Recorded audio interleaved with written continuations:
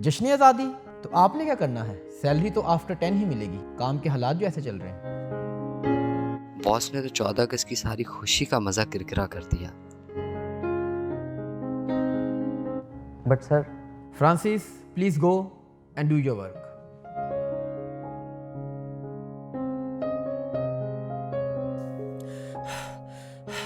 Francis भाई आ गए तो आजा, मैच शुरू हो गया है। हाँ यार तू चल, मैं आता हूँ। चल आजा, शाबाश, जल्दी आजा।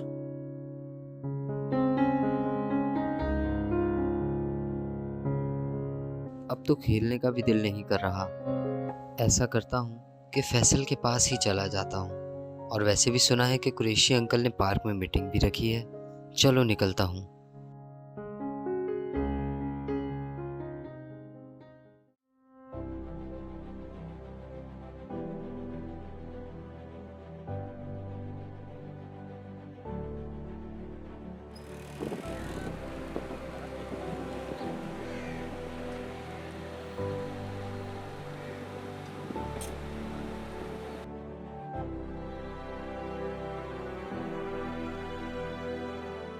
और बता, 14 अगस्त की तैयारी हो गई?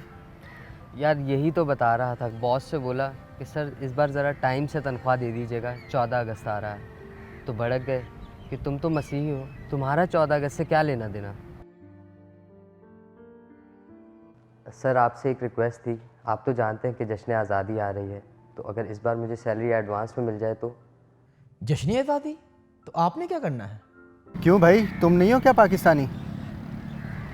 यही तो दुख की बात है, ये सोच ही तो नहीं बदल रही। जबकि हमारा जीना मरना, दाना पानी सब इस धरती पर है। क्या मैं गैर मुस्लिम हूँ तो इसका मतलब मैं पाकिस्तानी नहीं हूँ? जब हम गैर ममालिक में जाते हैं तो हमारी पहचान हमारा अकीदा नहीं, हमारा मुल्क बनता है, क्योंकि इस धरती ने हमें जन्मा है। यही है हमारी माँ, पाकिस्तान है हमारी पहचान। चल यार रिलैक्स कर, तू परेशान मत हो। जितनी बातें तूने अभी बोली हैं उनको सुन के तो कोई भी बोलेगा कि तेरे दिल में कितनी मोहब्बत है इस मुल्क के लिए। बस कुछ लोग हैं जो इस चीज़ का यकीन नहीं करते, ना इस चीज़ को समझते हैं। तो कब और कैसे यकीन आएगा? ऐसा क्या करें हम? क्या कभी भी किसी शोबे में पाकिस्तानी मसीह को बेवफा पाया गया है? हमेशा नहायत ईमानदारी और वफ़ादारी से काम किया है, हमेशा ईमानदारी से अपने मुल्क को सर्व किया है। तो कैसे यकीन दिलाएं कि हम पाकिस्तान से प्यार करते हैं? हमारे लिए भी ये मुल्क उतना ही है जितना सबका है, और अगर कल को इस मुल्क के लिए जान देने तक भी बात आए तो हमेशा हाजिर खड़े हैं हम इस मुल्क के लिए। तो फिर कैसे इन लोगों को बताएं कि हम भी पाकिस्तान से उतना ही प्यार करते हैं जितना आप सब लोग करते हैं? अच्छा तो भाइयों, इंशाअल्लाह ताला हम लोग इस दफ़ा सारे रंग मिल के 14 अगस्त मनाएंगे और दुनिया को दिखाएंगे। कुरैशी साहब, इतने कम वक्त में ये सब कैसे होगा? यार वो मैंने फैसल को बुलाया था, वो अपने दोस्त को लेके आ जाए, वो आ गए हैं मेरे ख्याल में।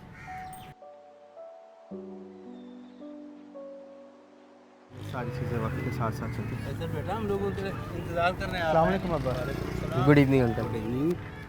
मैं बैठ जाऊँ? जी जी जी, थैंक यू। अरे बेटा, वहाँ सब लोग बैठ के आप लोगों का इंतज़ार कर रहे हैं, आप लोग क्यों नहीं आए?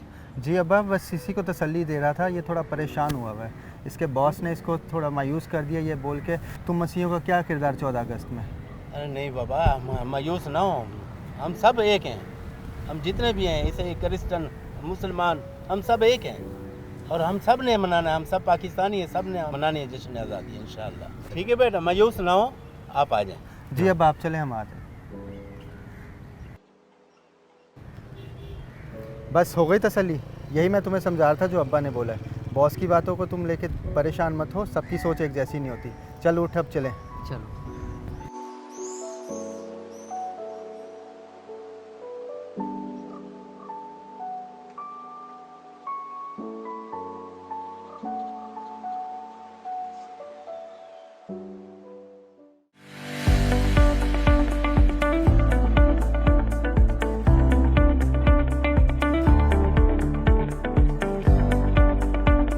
क्या मैं ठीक समझ रहा हूँ फैसल? जो आज मीटिंग हुई उसमें मसीही, हिंदू, सिख और बाकी लोग भी शामिल होंगे इस प्रोग्राम में। जी हाँ, बिल्कुल सही सुना जनाब। और अब्बू की बात सुनी थी ना तुमने कि पाकिस्तान के झंडे के भी 2 ही रंग हैं, सफ़ेद के बगैर हरा रंग मुकम्मल नहीं। हाँ यार, वैसे अंकल ने तो ये बात करके हौसला बढ़ा दिया था सबका।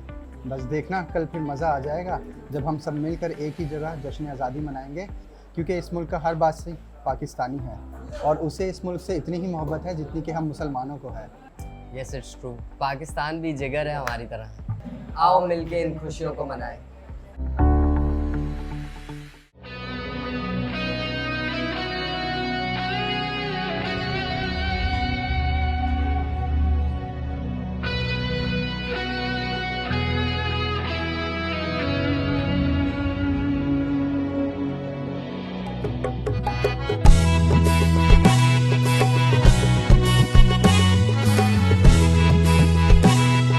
जब हम जनाब कुरैशी की तरह सोचेंगे तो ही पाकिस्तान एक घर कहलाएगा।